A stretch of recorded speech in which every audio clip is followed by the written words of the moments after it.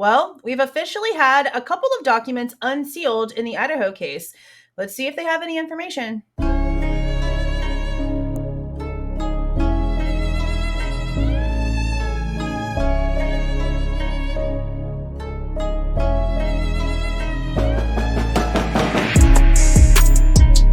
Hey guys, this is Jules with True Crime Reactions.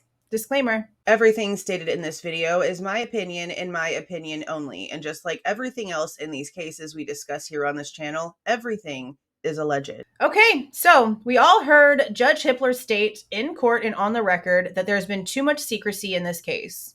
So we've been hoping that there's going to be things being unsealed and more information out here so that the public can finally start getting a little bit of truth. And there are people that say, oh, we're not entitled to anything. But whenever you're pulling a jury pool from civilians, civilians deserve to know the truth. Now, we've also had Judge Hippler put in an order for the transcripts for the closed part of the hearing that took place on Thursday, January 23rd, to be sort of like redacted from both sides, or at least both sides are going to be able to submit where they do want omissions present in the transcript. They have 14 days after receiving said transcript, probably business days, who really knows though, and then they're going to release it to the public. So be watching for that, because it was 5.5-ish hours of this is closed and you can't see crap. So it's going to be a long one. Now, when it comes to the newest unsealed documents, what we have here is an order unsealing stipulated motion for sealed protective order and the sealed protective order. Previously, the court sealed the following filings in this case at the request of the parties. Stipulated motion for sealed protective order filed on January 13th of 2025 and sealed protective order filed on January 15th of 2025. After reviewing the matter with the parties, the court could find no compelling basis to maintain these documents as sealed filings. Therefore, it is ordered, and this does order, that the two filings referenced herein shall be unsealed by the clerk of court. The court's prior January 13th, 2025 orders sealing the documents is hereby vacated.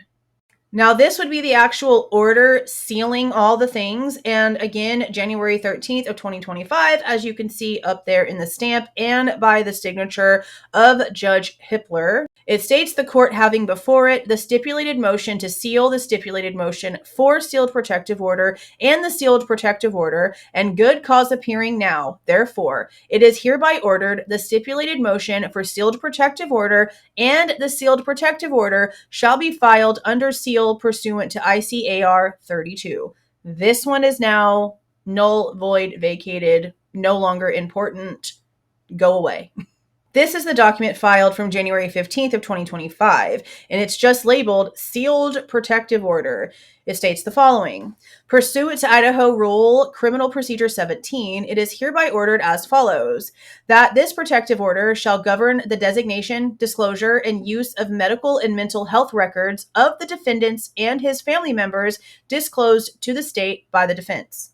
In this protective order, the term protected information shall mean the medical and mental health records of the defendant and his family members disclosed by the defense outlined in Exhibit A to their first supplemental response to discovery filed with the court on 1/9/25. So this is something given to the state, not something gotten from the state, meaning it's not part of the discovery when it came to what the state had to hand over to Bryan Kohberger when it comes to the 22 supplemental requests for discovery that we're now at, with Ann Taylor basically telling the state, I know you've got more, you need to hand it over because this is getting stupid. And now we're at request number 22. So there's been one that we've talked about here for a while because it's the first one that the defense has had in their name when it's come to a supplemental request for discovery. And it seems like this IGG, or at least this family stuff, is what was sent over to the state. Now, considering the fact this is coming from the defense, I'm not sure if this is actually related to the IGG itself, the actual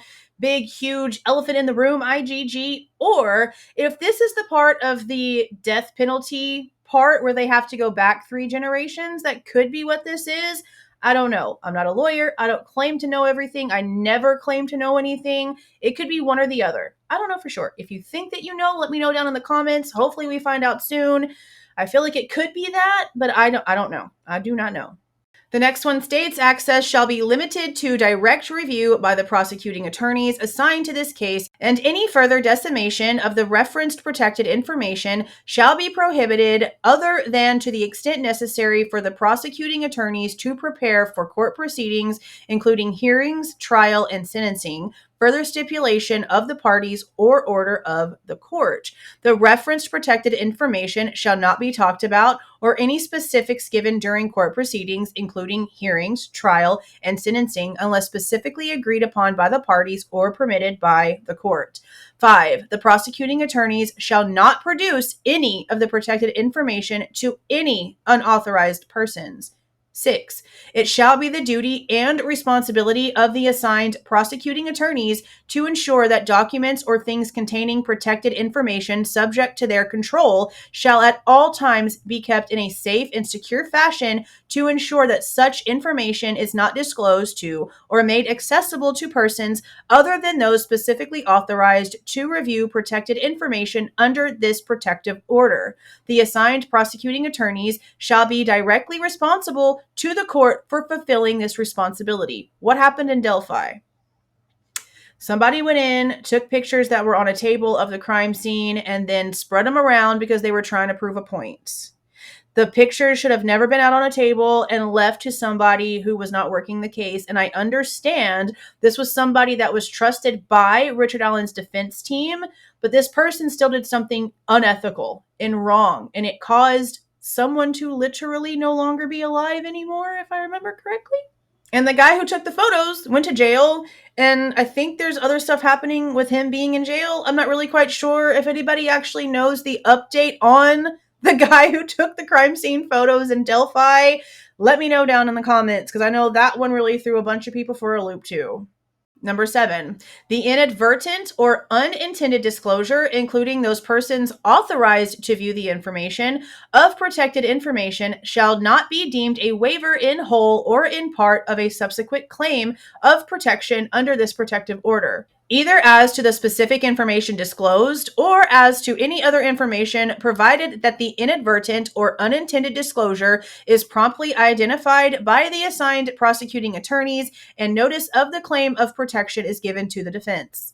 8. Upon final termination of this action, whether by settlement, dismissal, or other disposition, the provisions of the protective order shall continue to be binding upon all persons or entities who are subject to the terms hereof. And then Judge Hippler crossed out, and the court shall retain jurisdiction for enforcement of this order. I'm wondering if, because this is a Latah County case, if there was some sort of breach, Judge Hippler's court, like Ada County, would it be responsible for, I guess, enforcing it?